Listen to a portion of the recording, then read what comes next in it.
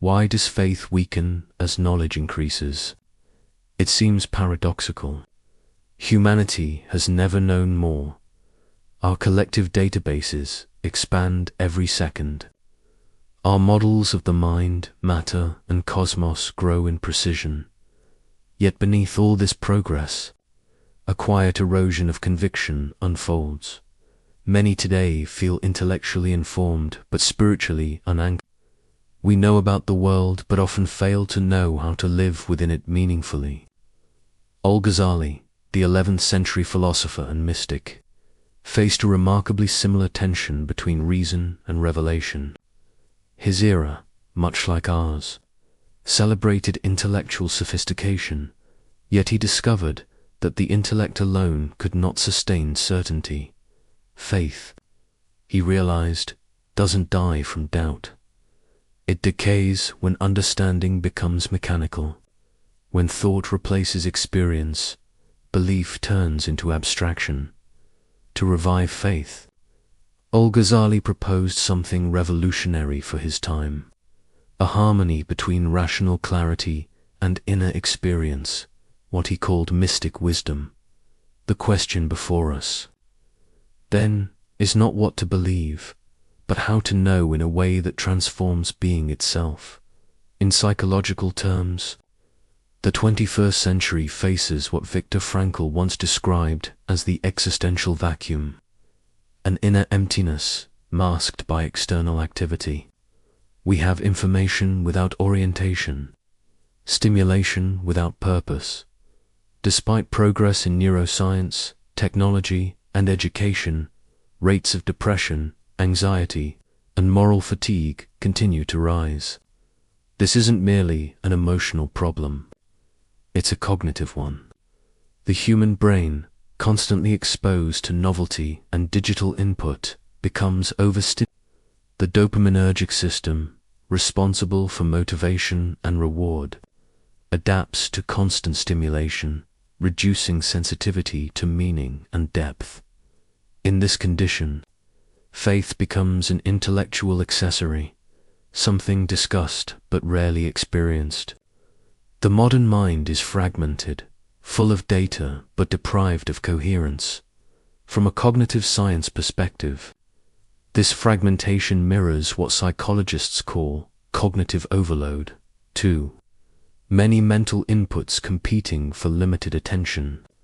The result is spiritual numbness, a mind flooded with information but unable to sustain conviction. So the question arises, can modern individuals trained in analysis and skepticism rediscover faith without abandoning reason? Al-Ghazali confronted this same paradox nearly a millennium ago. His life's work became a study in how intellect, when purified, can lead not away from faith, but directly into it. Imam Abu Hamid Al-Ghazali was one of the most formidable intellects in Islamic and philosophical history. Trained in theology, law, and logic, he became the leading scholar of his time, earning the title Hujjat al-Islam, the proof of Islam. Yet at the height of his fame, something collapsed within him. He found himself unable to teach or even speak. His intellectual system, despite its brilliance, no longer gave him certainty. He realized that argument could simulate truth but not deliver it. In that crisis, Al-Ghazali withdrew from public life and turned inward, entering what he later described as a journey from knowledge about God to knowledge through God. He called this transition dak, tasting reality. He concluded that faith revives not by debate but by transformation of consciousness. Knowing, to him, was not mere cognition, it was the alignment of perception with reality itself. His method was not to reject intellect, but to purify it through introspection, humility, and disciplined experience. Mysticism, in his framework, was not the denial of reason, it was reason taken to its limit and then guided by direct insight.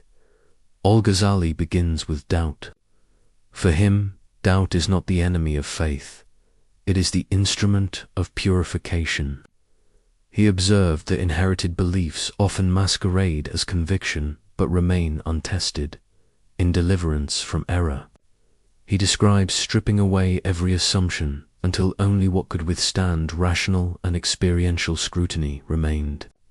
This wasn't destruction, but refinement, much like how scientific method uses falsification to strengthen truth. Modern psychology echoes this insight in cognitive dissonance theory. When inner contradictions arise, the mind seeks coherence by restructuring its beliefs.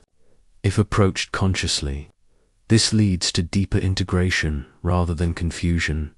Faith that never questions remains fragile. Faith that survives questioning becomes unshakable. To doubt intelligently is to cleanse the intellect from imitation and to prepare it for authentic knowing. Al-Ghazali drew a profound distinction between knowledge of the tongue and knowledge of the heart.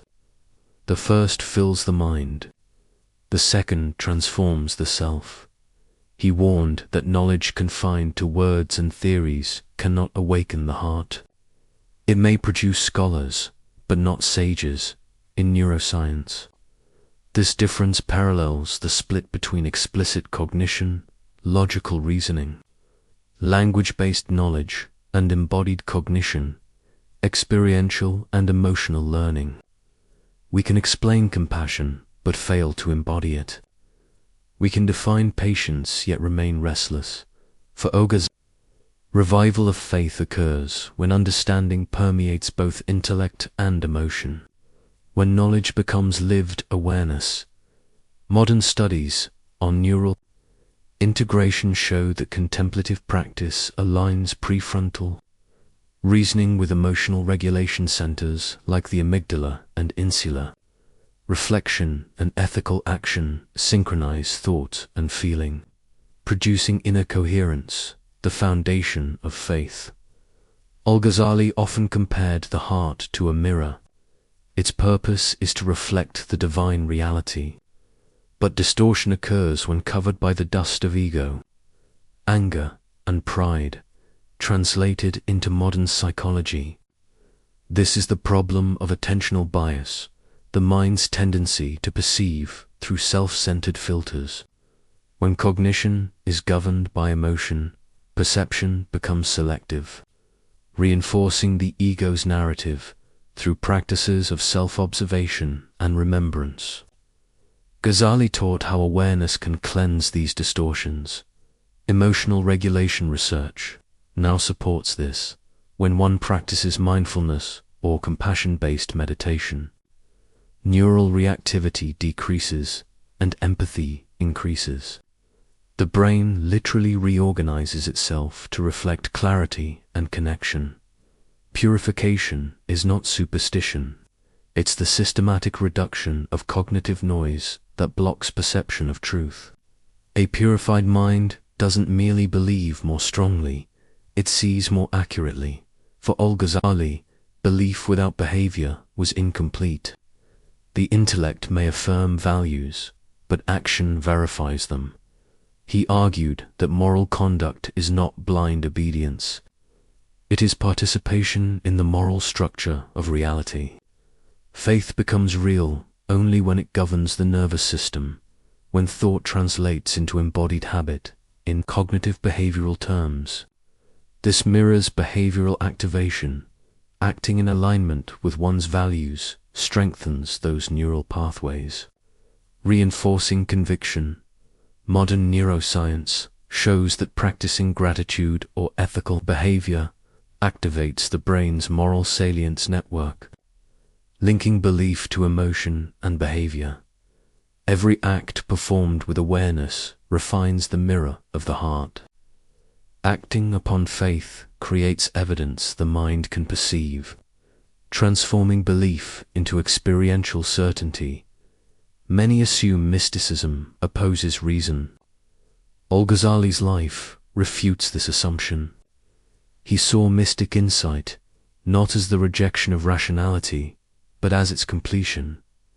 Reason maps the outer world.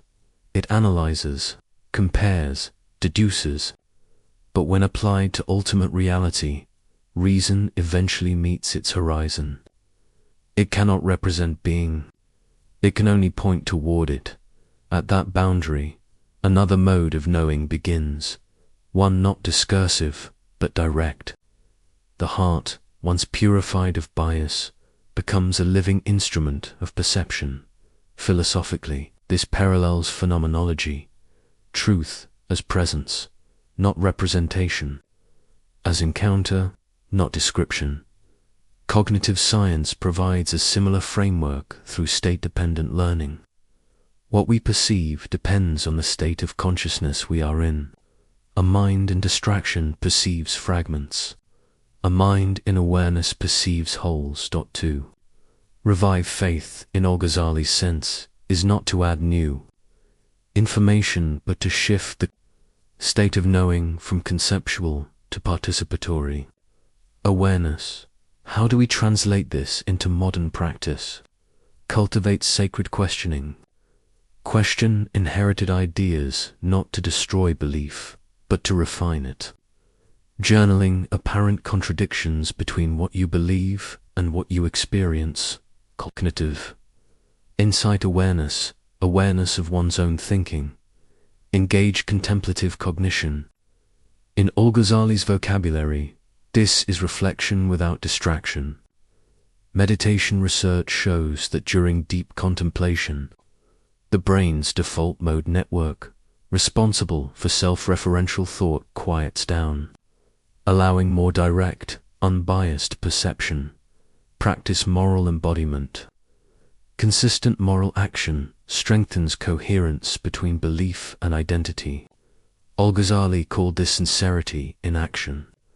When behavior aligns with inner conviction, self-fragmentation decreases, emotional purification. Recognize envy, pride, and fear not as moral sins alone, but as distortions of perception. Emotional regulation through reappraisal restores cognitive flexibility. This parallels Ghazali's cleansing of the heart. Integrate intellect and heart. Reason should serve insight, not dominate it. Study knowledge rationally, then observe how it alters your inner state. Over time, this balance produces humility, a realistic, evidence-based faith, grounded in awareness rather than ideology. Through these practices, faith evolves from dogmatic adherence to dynamic awareness. It becomes resilient, adaptable, and intelligent, capable of dialogue with both science and spirituality. Al-Ghazali's hidden truth can be summarized simply. Faith cannot be revived through argument. It awakens when knowing becomes being. In modern life, we often seek certainty through data, but Ghazali reminds us that truth is verified through consciousness itself. When intellect is disciplined and heart purified, the two converge, producing what he called yakin, unshakable certainty. Reviving faith means restoring unity between cognition and conscience, between knowing and living. Science describes the outer mechanics of understanding. Mystic wisdom explores its inner function. Faith reborn through insight does not fear inquiry, it welcomes it. Because truth verified through awareness needs no defense. To know the truth, Ghazali would say, is to become transparent to it. And when consciousness becomes clear enough, faith ceases to be something you hold. It becomes what you are.